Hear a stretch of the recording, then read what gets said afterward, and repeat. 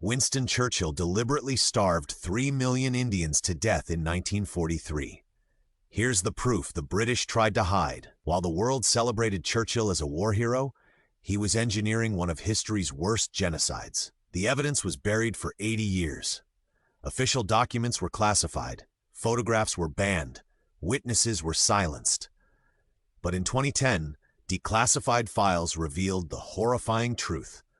By the end of this video, you'll understand exactly how Churchill murdered millions and why this genocide is still covered up today. Let me take you back to 1943. World War II is at its peak. Bengal, India, one of the richest agricultural regions in the world. The rice paddies are full. The harvest that year, actually above average. Farmers are producing more food than usual. The granaries are stocked. Ships are docked in Calcutta harbor loaded with wheat. So why are people dying in the streets? Why are mothers watching their children starve? Why are bodies piling up on sidewalks? The answer isn't drought, it isn't crop failure, it isn't even the war. The answer is one man's deliberate policy, Winston Churchill. Here's exactly what Churchill did. Step 1. He ordered the British military to seize Bengal's entire rice harvest. Soldiers went village to village, confiscating grain at gunpoint.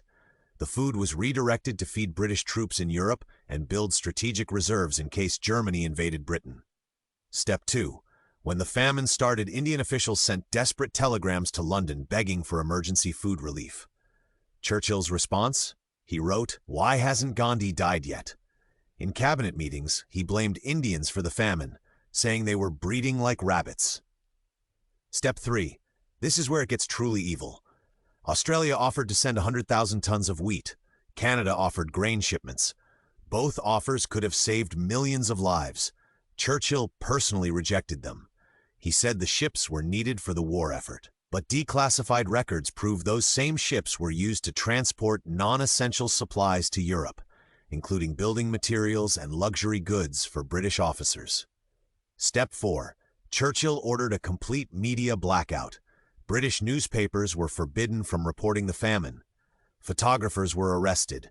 Any Indian official who spoke out was imprisoned. The death toll climbed to 100,000, then 500,000, then 1 million, then 2 million. Churchill knew exactly what was happening, and he let it continue. For 67 years, Britain claimed this was a natural disaster. They said it was caused by a cyclone in 1942, Japanese occupation cutting off rice imports, and wartime disruptions. The official British narrative was, "We did everything we could, but nature and war made it impossible to help." But in 2010, the British government was forced to declassify World War II cabinet files. And the truth came out. Churchill's own Secretary of State for India, Leo Amery, kept detailed diaries. He wrote that Churchill's hatred of Indians was pathological. He recorded cabinet meetings where Churchill said the famine was Indians' own fault for breeding like rabbits. The files show that Churchill's military advisors warned him repeatedly that millions would die without food relief. He ignored every warning. In 2019, a comprehensive study by Indian and American researchers analyzed weather data, crop yields, and British policy documents. Their conclusion? The 1943 Bengal famine was not caused by drought or crop failure. Rainfall was normal. Harvests were above average. The famine was caused entirely by British policy, specifically Churchill's decision to prioritize British food reserves over Indian lives. The study used the UN definition of genocide, deliberately inflicting conditions calculated to bring about physical destruction of a group. The Bengal famine meets that definition. So why does an 80-year-old genocide matter today? Because Winston Churchill is still celebrated as one of history's greatest heroes. There are 50 statues of him across Britain. He's ranked as the greatest Briton of all time in BBC polls. He's in every World War II movie as the man who saved democracy. American schools teach Churchill as a champion of freedom.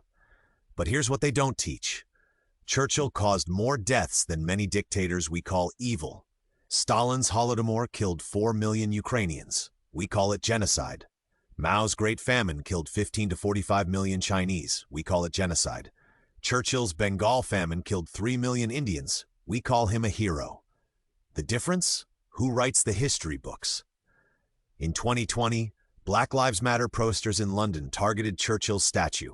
They spray-painted "was a racist" on the monument. The British media was outraged. How dare they attack a national hero? But when protesters explained Churchill's role in the Bengal Famine, most British people had never heard of it. It's not taught in schools. It's not in textbooks.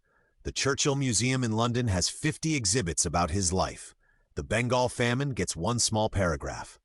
This isn't just about Churchill. It's about how colonial crimes are erased from history. It's about whose suffering matters and whose doesn't. And it's about making sure these 3 million victims are finally remembered. The Bengal Famine proves that genocide doesn't always look like concentration camps.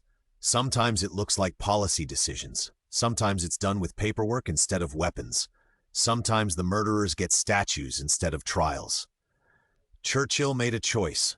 British food reserves were more important than Indian lives. He had the power to save millions. He chose not to. That's not a hero. That's a war criminal. The evidence is overwhelming. The documents are declassified. The research is conclusive. And yet, the cover-up continues. But every time someone learns this story and shares it, the truth gets a little harder to hide. Now you know. What will you do with this knowledge? If this opened your eyes, share it. Subscribe for more hidden history the establishment doesn't want you to know. And tell me in the comments, should Churchill's statues come down? Let's talk about it.